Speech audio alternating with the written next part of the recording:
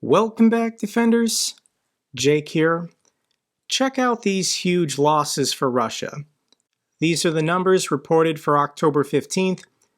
880 eliminated Russian personnel, 8 tanks, 25 armored vehicles, 33 artillery units, and 24 vehicles and fuel tanks.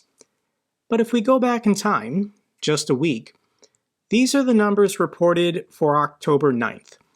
Only 350 eliminated Russian personnel, 2 tanks, 3 armored vehicles, and 1 artillery piece. So why the huge spike in Russian losses the last couple days? And it's because the Russians are on the offensive. We currently are experiencing Russia's big fall offensive. Now, possibly you didn't notice this because Russia's virtually taken no new ground or territory, but the Russians are trying to advance currently in the Donbas region. So according to the Institute for the Study of Warfare, Russian offensive in Avdiivka faces setbacks.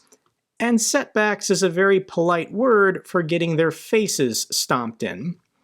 So here's the map. And Avdiivka is basically a suburb of the city of Donetsk. So the Russians have not been trying to take Avdiivka for just the last 20 months. The Russians have been trying to take this village for 9 years, failing to do so. So with the turmoil in the Middle East, Russia, I believed, thinks the West is distracted. So they are seizing upon this moment. They concealed their buildup in the urban areas of Donetsk, then rapidly deployed their troops, hoping to encircle this village of Avdiivka. The pre-war population was about 32,000. Only about 3,000 people remain in this village. But Ukraine's turned it into a fortress. Russia is hoping to encircle the village, cut off the supply routes, and then starve out the Ukrainian defenders in the city. And this is not going well for the Russians. We talked a little bit about this 2 days ago in my last update videos. I linked a bunch of videos down below. But when you look at all the military maps and just use the timeline to show how the front has changed, yes, the Russians extended the gray disputed zone a little bit, but they're taking thousands of casualties and not making any progress. The videos online of Russia's failed assaults are horrifying. I'm going to link a couple more down below for you if you want to check them out. This video is showing a cluster munition round going off that hits a Russian ammo dump. Only one of the 80 or so bomblets inside the round has to hit the dump, and then pretty much all of the munitions that Russia was stockpiling will go boom.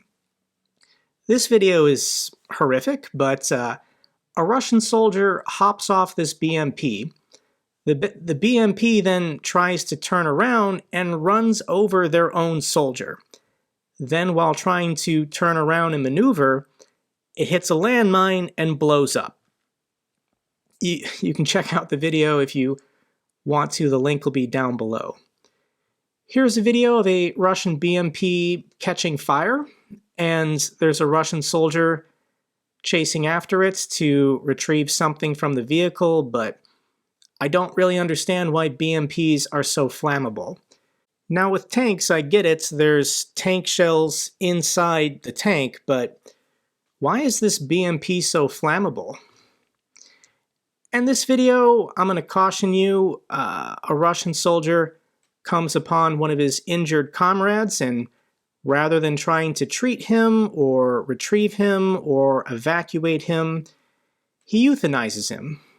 Probably this is what Russians on the front line view as necessary, given the horrendous state of their medical care and evacuation priorities. But if you get injured on the front lines, I've seen the videos of Russians taking their own lives once they're injured, but this guy is just euthanizing anyone he finds that is injured. So here's a tweet from Ryan O'Leary. He's an Iraq War and Afghanistan veteran, currently fighting in Ukraine's military. And these are his observations. I've seen a lot of stuff the last 18 months, but the sheer stupidity of Russian actions in Avdiivka's area is astounding. I've never seen such a lack of disregard for their soldiers, running straight-line human waves, bodies stacked on top of each other in the fields, armor running over the deceased to get through. The Russian losses have been extremely high, in the thousands already, just from the first 3 to 4 days of fighting. And it's not just mobilized, it's VDV, DPR, and contract soldiers just being thrown to the slaughter in the hopes that Ukrainian positions will run out of ammunition first. This has been Russia's winning war strategy for the last 300 years. Send more people than the opposing side has bullets, and hopefully your soldiers can overrun a position. Horrifying. And how bad is it? This woman, she's Russian, she's a volunteer in Donetsk, and she posted this video on social media begging for people back in Russia to help her find body bags that they've experienced so many casualties in the last couple days. Let me share this clip with you. Короче, ребят, кто видел, у меня не уместилось все, что хотел сказать. Еще, кто может помочь купить мешки для трупов? Они очень необходимы, я хер знаю, где их брать, правда. Я сейчас дороги не успею. Помогите, пожалуйста, купите от себя мешки, кто может. Они очень нужны. В Донецке это дефицит страшный. Еще момент, кто может помочь одеждой и едой. Еда исключительно в банках, закрытых упаковках, чтобы там ни в коем случае никто ничего не подсыпал, не подлил, сами все понимаете. И думаю, и вы знаете, в каком виде можно еду передавать. В общем, помогайте. Давайте сделаем сейчас ударную помощь для пацанов, кто в госпиталях, потому что их много, действительно много, и помощь им очень сейчас нужна. So Russians on the front lines need a lot of help. They need clothes and food, and they're running out of body bags. They're taking so many casualties. So why are the Russians advancing now? And there's a reports that Putin has set a deadline. Russians have set a new deadline for reaching the administrative borders of Donetsk, December 31st. That is coming up in the next 2.5 months. So this is the administrative border of Donetsk. This is what the Russians call the Donbass region. And for 9 years, they've been trying to capture Avdiivka, failing to do so. And Putin has now told his military that by New Year's Eve, they need to get all the way here. They have to retake Liman, capture Sloviansk, Kramatorsk, and all these other mid-sized towns bigger than Avdiivka. It's not going to happen. And Russia is trying to stretch thin and distract Ukraine in other areas. They're still fighting hard in the Zaporizhia region, preventing any kind of breakthrough, but they're also attacking in the Luhansk region. So Russian attacks intensify in the Kupiansk-Liman axis. So this is north of Donetsk, this is the Luhansk border, and the Russians really want to push the Ukrainians back to the Oskil River. There's been talks of 900 tanks, 100,000 soldiers, gonna make progress, but no. Every time the Russians try to advance, they just get stomped by Ukrainian drones and artillery units. So how bad is it on the Kupiansk axis? And here's another video of Russian family members pleading with Putin to spare the lives of their loved ones. So I'll read this clip for you. These are Russians from Tatarstan. We are close relatives of the Regiment 1234 of the 2nd Battalion of the Military Unit 29660 of the Tatarstan Republic. We are begging for help to save our battalion. For the second year, our fighters are conducting territorial defense near Svatovsk. As of today, a large portion of the battalion is on the offensive. The rest is waiting to be sent there any day now. They are suffering colossal losses. Every minute, notifications about the wounded and the dead arrive. They are not refusing to defend their country and fulfill their constitutional duty. We are asking for the orders of the Supreme Commander-in-Chief, Vladimir Putin, and Defense Minister Sergei Shoigu to be carried out. The mobilized need to be in the rear, not on the front lines. We're hoping for your cooperation. So the family members of these mobilized men are arguing they should be in defensive roles, not being used in meat wave attacks against Ukrainian positions. But unfortunately for the people of Tatarstan, they're an ethnic minority, and the Kremlin doesn't care if they live or die. They would rather protect ethnic Russians from Moscow and St. Petersburg, and once they run out of prisoners, yeah, they're going to start sending the Tatars in human meat wave attacks to try and make progress against Ukrainian positions. So Russia needs more soldiers, they need more bodies. What is their solution? And here is a female member of Russia's parliament telling the Russian people what the solution is for their manning problem. Большая крепкая семья начинается, безусловно, с молодой семьи. И это доказывают статистические данные, что первые дети у нас должны родиться, когда маме у нас примерно 20 лет, 19-20. Тогда у нас семья по статистике имеет 3-4 и более детей. Как раз тот образ будущего, о котором говорил президент. Precisely the vision of the future from President Putin. Women need to start getting pregnant and having kids by 19. To have a child by 19, you need to be getting busy with your boyfriend by 18. And she says, by statistics, a family will have 3 or 4 more children, not 3 or 4 total. So I think the average birth rate in Russia is not replacement levels. It's less than 2. So Vladimir Putin wants to see Russian women doing their patriotic duty by having 5 or 6 kids each. So how is Russia going to get their empire back? Teen pregnancy. Teen pregnancy is the solution. There's not enough Russian men to be sent to the front lines to secure their old imperial borders. So 18 and 19-year-old Russian women need to get busy today so that in 18 years they'll have the troops in order to secure their empire. Oh, that is so bleak. But here's the truth how bad it's getting for the Russians. Here's a chart showing over time the number of artillery rounds fired by each side in the thousands. So if we go back to the first quarter of 2022, the Russians estimated fired 63,000 artillery rounds on Ukrainian positions. Meanwhile, the Ukrainians were only able to respond with about 4,000 rounds themselves.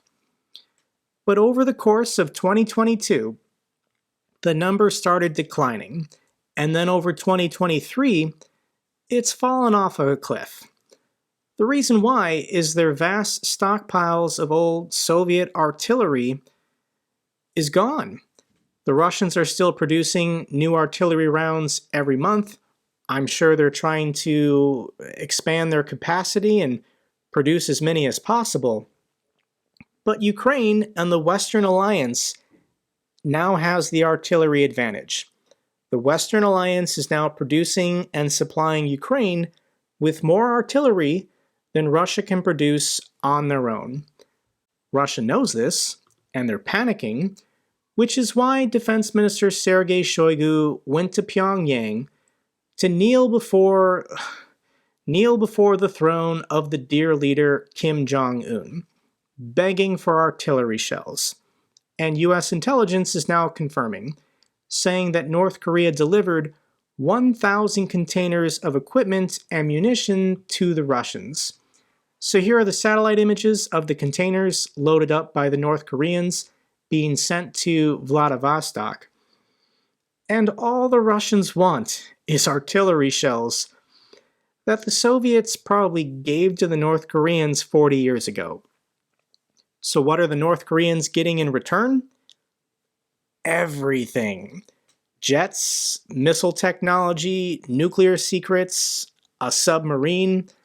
The Russians are so desperate, they will give the North Koreans anything for just 40-year-old artillery shells that they can then use in Ukraine. So here's the big concern. Putin expected in Beijing more dependent than ever on China. China is having a Belt and Road Initiative conference in Beijing. 130 countries will be present. This is happening on October 17th. And as of today, Putin is still saying that he's going to attend this event.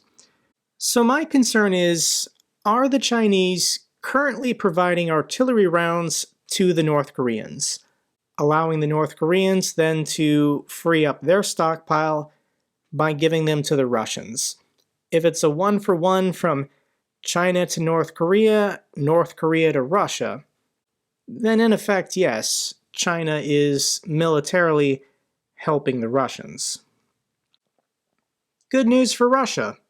Haven't said that in a while, but they completed the restoration of the Crimean Bridge. This is what the Crimean Bridge currently looks like.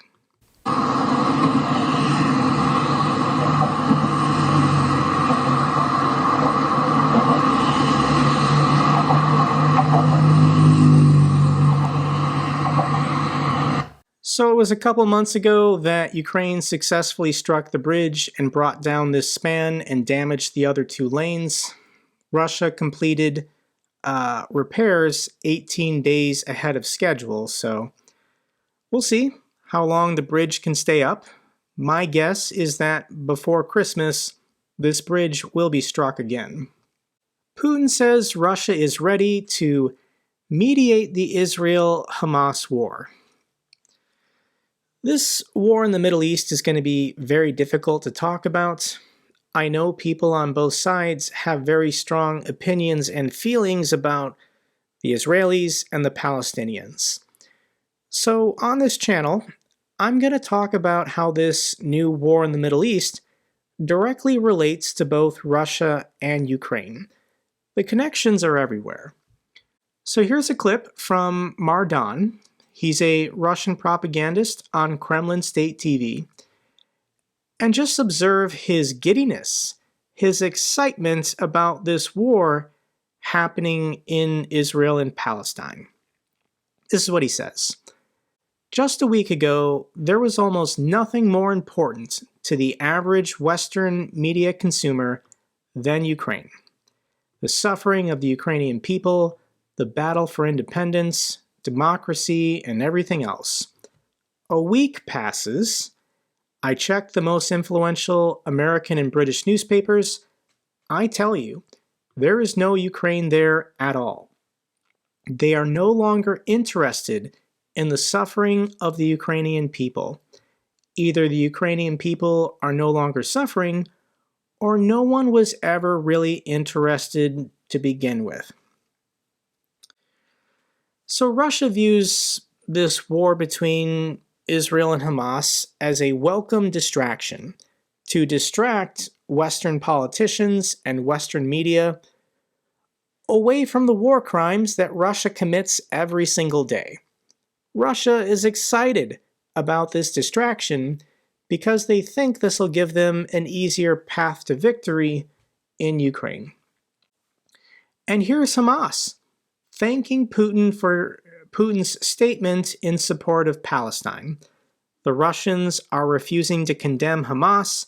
The Russians are refusing to show support for Israel. So Hamas is pretty excited. The Palestinian Hamas movement has thanked President Putin after he issued a statement in support of Palestine. They stated this on their Hamas Telegram channel. "We in the Islamic resistance movement appreciate the position of President Putin regarding the ongoing Zionist aggression against our people and his opposition to the siege of Gaza, the cessation of humanitarian aid supplies from it, and the attack on the civilian population there." I want to remind everyone that Hamas, in the last couple days, killed 16 Russian citizens in their rage attack across civilian areas. And I've seen the clip of Margarita claiming this is a good thing, that Russian citizens who fled Russia to go hide in Israel to avoid the draft, the conscription, the mobilization, the war effort, Hamas did Russia a favor, killing these traitors. So yes, this is a very bizarre connection. According to the Wall Street Journal, the Palestinian militant group Islamic Jihad received funds from a sanctioned Russian crypto exchange, totaling $93 million US. So yes, the Russians are finding ways of getting money to Islamic militant groups to destabilize the Middle East, threaten Israel, and generally just cause chaos. Russian Telegram channels are quoted as saying that Wagner PMC mercenaries are being offered money to go to the Gaza Strip and fight with Hamas against Israel. The pay would be $6,000 US a month. No, it's not a good deal. I don't think many Russian Wagner mercenaries are going to accept this offer because you'd be going up against the regular Israeli military, and your only backup is Hamas. So this is the kind of nonsense and disinformation you're going to be seeing on social media. All of Russia's bots and disinformation networks are trying to smear and attack Israel, show support for Hamas. Here is a photo of Israeli soldiers holding two flags. And here's a Kremlin propaganda channel photoshopping in a Nazi flag being held by Israeli soldiers. So you've got a swastika next to the Star of David. Does this make sense in any way? No, but it gets clicks, it gets likes, it gets comments and retweets, and Russia is just trying to smear Israel. Photoshopping in Nazi flags with Ukrainian soldiers has worked so well the last 20 months. Why not do it with Israeli soldiers when that is absolutely insane? World holds its breath as Israel assault into Gaza appears imminent. This is not going to be pretty. Israel is going to conduct a ground assault into Gaza, and more than likely tens of thousands, if not hundreds of thousands of Palestinian civilians will be killed. And Hamas is the one holding them hostage. Hamas is the one putting them all at risk. If Hamas actually cares about the civilians of the Gaza Strip, then they will unconditionally surrender and release their hostages. At this time, Hamas is potentially holding captive dozens of American citizens. The American military is trying to get our people back from this terrorist organization. So if Israel can't handle it on their own, I do think the United States military will send in the Marines in order to get our own people back. If I was an American citizen kidnapped by Hamas, yes, I would want the Marines to do anything possible to go into the Gaza Strip to save my life. So my empathy right now is with Israel, with the American citizens being held by this terrorist organization. And yes, Palestinian civilians are going to be caught up in this war that Hamas started. A quick note, I don't want to spike the football here, but the Arab League could let in innocent Palestinian civilians in order to protect their lives. How many Arab states, they all speak the same language, they're all Sunni, they're all the same religion, how many of them have offered to take in Palestinian refugees? And the answer is 0. Egypt is currently in the process of sealing up the border, putting up barricades and double-linked chained fences to keep all the innocent civilians trapped inside Gaza. The goal is maximum civilian losses when Israel goes in to destroy Hamas. Once again, just to highlight the hypocrisy here, this is Mina in Saudi Arabia, known as the City of Tents, and it's made up of 100,000 air-conditioned tents that can house 3 million people. Saudi Arabia is not willing to take in any refugees from Gaza. Hamas started this war, and Israel is going to finish it. If it's too disturbing to you, don't watch the pictures and videos of what's going to happen in the next month. Good news for Ukraine. Ukrainian pilots expected to start F-16 training in Arizona next week.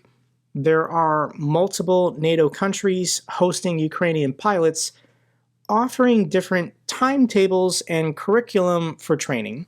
So if you're an experienced Ukrainian pilot with years of experience, then perhaps your training will only take 4, 5, or 6 months. But if you're a brand new, less experienced Ukrainian pilot, your F-16 training might take 1.5 years or 2 years. So there are different countries moving at different speeds in order to give Ukraine a consistent flow of Western-trained pilots over the next 2 years. So this is pretty cool. There's going to be some Ukrainians coming to Arizona, and they will be starting their F-16 training soon. Final couple feel-good clips I have for you. The first one is the Japanese man Fumi, who lives in Kharkiv. When the war broke out, he sold his home in Japan, and he's been offering free food and free meals to the people of Kharkiv for the last 20 months. It was his birthday, and the local residents wanted to show him support.